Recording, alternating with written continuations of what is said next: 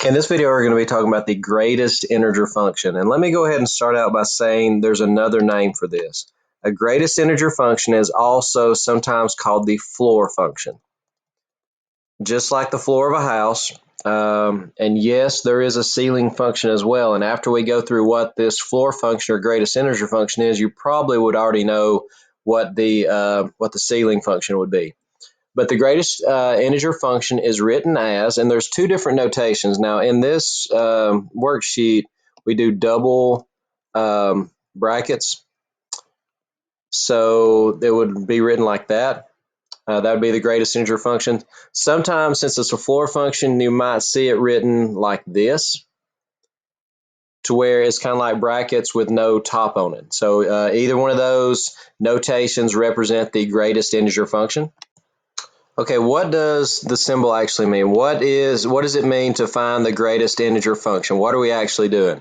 The symbol means the greatest integer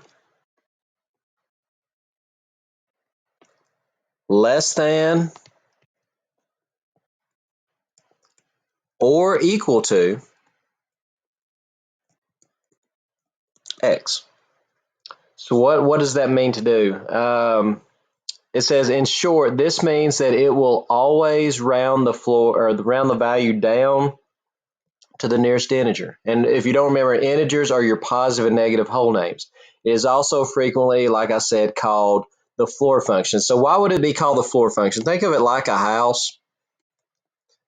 Oops. So if this wall was like your number line, okay, think of it as this. If you've got a number that's, let's say that 2 is the floor, 3 is the ceiling. Well, what if you've got a number like 2.8? You round down to the floor. You go down to the next smallest integer is all it is. So let's work some of these problems. F of 7. So we're going to take this out and we're going to put a 7 in its place. So we're going to round down to the nearest whole number. Now let me go back to the definition. It says we're going to round down to the nearest one that is less than or equal. So if we've got a whole number already, an integer already, it stays the same. F of 2.3, so 2.3 when put in our floor function, and I'm going to write it just so it's a little bit easier. I'm going to write it like this as a floor function. We're going to round that down to the next smallest integer, which is 2. So a lot of times you might even hear this called the rounding down function because that's all you're doing. The next smallest integer, now you got to be careful with negatives because if you were to think about a number line, where is negative 4.8 located? Okay, if this is 0, then over here you got negative 4 and you got negative 5. So if you're rounding down smaller, negative 4.8 here is here. So rounding down with negatives, that would actually round down to a negative 5 instead of, a lot of people would have some confusion on that one. Okay, next up, we tacked on that 5 inside. So we have the floor function of 9 minus 5, that'd be 4. So we're going to round down 4. If it's already a whole number, just leave it. The next one, f of 0.5, we're doing 0.5 minus 5, which is a negative 4.5. When you round down negative 4.5, it rounds down to the next integer, which would be negative 5. And then f of negative 8.1, when you do negative 8.1 minus 5, that's negative 13.1, which rounds down to a negative 14. A lot of times, your greatest integer function, you might be thinking, when would you ever use this? Lots of computer applications for your greatest integer function when you're wanting to get something to a nearest whole number. And there, like I said, there is a rounding up function as well that is equally as applicable. Graphing. Use the table to help generate a pattern. Then graph the function, identify the domain, and identify the range. So let's plug some values in. Let's start at 0 and let's plug in a few decimals just to show you what happens. Let's plug in maybe 1.3, 1.5, 1.6, and 2. So if I plug that into my greatest integer function, if it's already an integer, it stays the same. So 0, 0. If I plug in 1.3, that'll round that down to 1. If I plug in 1.5 and 1.6, that also rounds that down to 1. I actually should have put 1 on my graph as well. So let's include it. If it's a whole number like 1, it stays the same. If it's 2, it also stays the same. So let's plot some of these. So at 0, it stays 0. At 1, it stays 1. At 2, it stays 2. So all of a sudden, according to these three, it looks like that's just going to be a linear function. But then some things change. If you're at 1.3, or if you're at 1.5, or if you're at 1.6, any of these values, notice that you get 1, 1, and 1. What if you're up here at 2, though, you stay at 2? So what happens here, and we can start to see, okay, this is starting to make sense. If you plug in 2.1 or 2.3, then you get 2 and 2. So if you're at like here at 2.1, then you get a 2 value. 2.3, you get a 2 value. So everywhere you get 2 values there. Here's what a greatest integer function does. If you plug in a number between 0 and 1, you're going to get 0 all the way up till you hit 1. Then your graph jumps from here up to here. Then as you plug in values between 1 and 2, your graph stays here until it hits 2, then it jumps from here. So a lot of times they'll do an open circle here just to show you the open circle here, your graph jumped up to here. Then you have this open circle at 3 and your graph jumps up here. And it does this. So it's kind of like a stair step function. Open circle down here, open circle here, and then it's going to jump up. So even the same thing at your negatives. This would be an open circle and a closed circle. This would be a closed circle here, open circle here, and that's what happens. So anytime you plug in a value between here and here, it's going to round down, and you're going to get those values. So it looks a lot like a stair step. Okay, let's graph a few more of these, and we can plug in some values, but these are just going to be some transformations of our previous graphs. Oh, I forgot my domain and range here. Let's go back. Now, domain, what can I plug in? You can see that there's absolutely no breaks in my graph as far as domain goes. You can plug in anything you want to from negative infinity to positive infinity. But the question is, what will you get? Note our range as this, the letter Z. What does that mean? The letter Z, if you don't remember, the letter Z is the notation that we use for integers. No matter what you plug in, and you could have even took this a step further, you can plug in all real numbers, you're going to get all integers. You can plug in any real number you want to, but you're always going to get integers. Okay, now, number 4. Again, we're just going to look for a pattern here. Let's plug in 1. Let's plug in 1.2. Let's plug in 1.7. Let's plug in 2. And let's see what happens. You're going to plug it in, and this automatically says as soon as it gets plugged in, it gets rounded down. So 1 turns into 1, and then you got to subtract 5 from it, and that gives you negative 4. When you plug in 1.2, you get, when you round it down, 1. And when you subtract 5, you also get this. And the same thing is 1.7. When you plug in 2, when you round it down, it stays 2. When you subtract 5, you get negative 3. So you're going to see that this graph is going to look just like the last one, except for it's just going to be moved. When I plug in 1, I get negative 1, 2, 3, 4. When I plug in 1.2, I also get negative 4. When I plug in 1.7, I get negative 4. When I plug in 2, I get negative 3. So you've got the same stair step, except for it's going to be moved down. And this is, later on, we'll talk about transformations. This is simply a transformation of your original graph. And again, the domain, you can plug in anything. So we're just going to put an R. Your domain is all real numbers. And again, your range, what values will you get out, will always be integers. Okay, let's see what happens here when we subtract 1 and then multiply the answer by 2.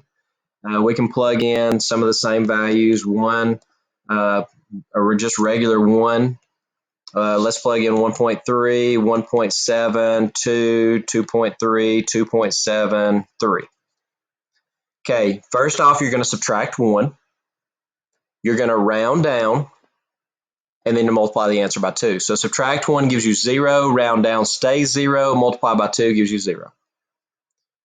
When you plug in 1.3 and you subtract 1, you have 0.3.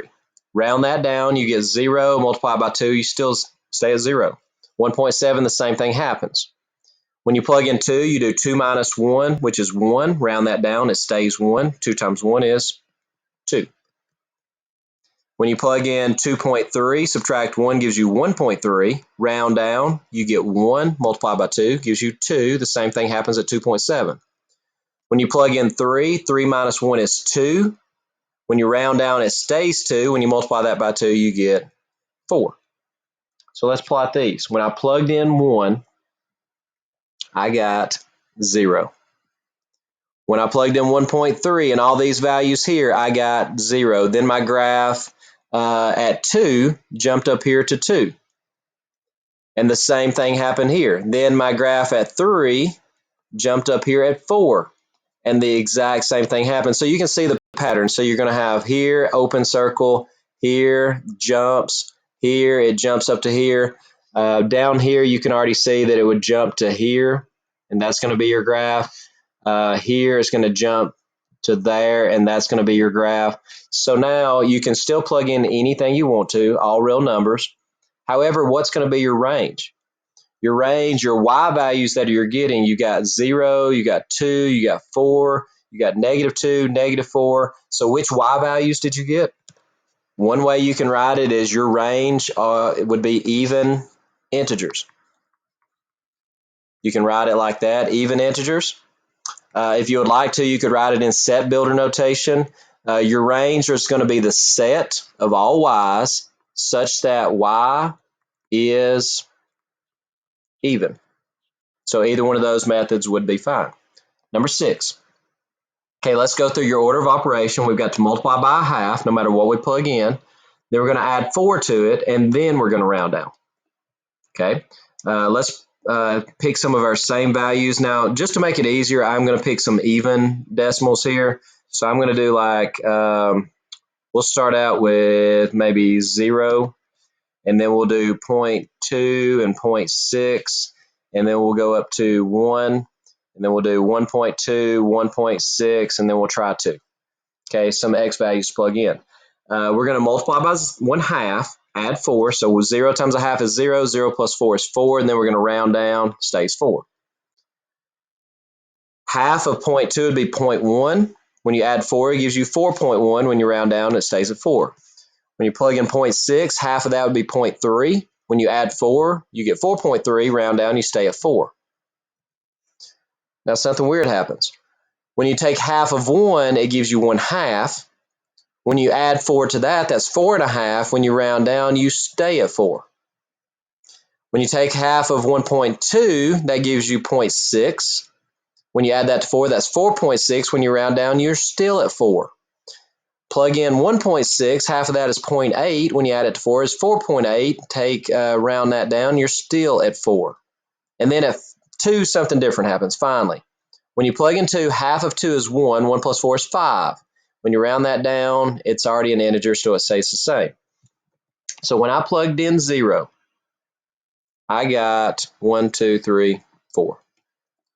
When I plugged in 1 or 0.2, 0.6, when I plugged in all these values, I still got 4. When I plugged in 1, I got 4. When I plugged in 1.2 and 1.6, I got 4. Then finally at 2, over here at 2, I got 5. So what this is, my steps are just going to be larger. You can plug in some more values if you want to check this. Let me erase some of these, and we'll plug in a few more. When you plugged in 2.2, that's going to be 1.1 and 4 is 5.1, rounds down to 5. This will round down to 5. When you plug in 3, that's going to be half of 3 is 1.5. Add that to 4, you get 5.5. That would round down to 5. So all these values, 2.2 up to 3.2, all round to 5. So you can see kind of what happens. It's still going to be that same stair step. Open circle here, so closed circle, there's your stair step. Closed circle here, open circle here, there's your stair step. Open circle, closed circle, stair step there, open circle, closed circle, stair step there. So again, your domain and range, what can you plug in? You can plug in any real number. That R stands for real number. So all your real numbers would be your domain. What are you going to get? Okay, now notice you got 2 here, 3 here, 4 here, 5 here. You'd get 1. Again, that would be all of your integers. So your range there would be your integers.